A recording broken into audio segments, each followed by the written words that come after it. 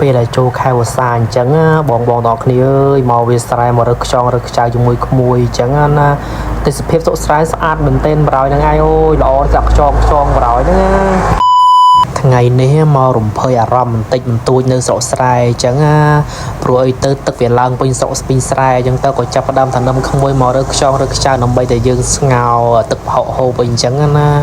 ខ្យងស្រុកស្រែណាបងប្អូនទាំងអស់គ្នាធម្មជាតិមិនមែនខ្យងថៃទេទេសភាពស្រុកស្រែពេលខែវស្សាណាបងទាំងអស់គ្នានិយាយថាសស្អាតតិចតិជុំមែនទែនបរោយហ្នឹងអ្នកស្រែឲ្យតែខែហ្នឹងមិនខ្លាចទេរបស់ហូបចុកសម្បូរណាខ្យងខ្ចៅអីទៅដល់តែវាស្រែមិនខ្វះទេឲ្យតែយើងល្អឯងបងប្អូនទាំងអស់គ្នាកាន់ឡាំងមួយ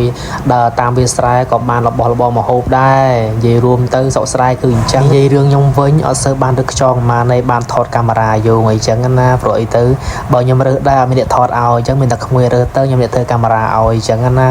និយាយពីថាខ្ញុំមកប្រហែលជាម៉ោង4ម៉ោង5ល្ងាចណាបងទាំងអស់គ្នាខ្យល់មកឲ្យមេតិចតិជុំទៀតអត់ក្តៅសោះបរោយអូយដើរតាមវាស្រែលឺតែក្អាត់ក្អែបយំបរោយនេះក្អាត់បង្កែបអូនិយាយទៅដូចក្អែបក្អួយណានៃទៀតមានអីមួយយ៉ាងដែរតាក្មួយអ្នករើទៅពូនអ្នកថតចឹងទៅវាមិនអីយ៉ាងចម្លែកផងអូខ្ញុំឆ្លាញ់ទឹកសុកស្រែមេបងទាំងអស់គ្នាអើយចង់តលោតលេងទេតែខ្លាចជីអញ្ចឹងណាអរគុណច្រើនសម្រាប់ការទស្សនាវឡុកមួយនឹងបាយបាយ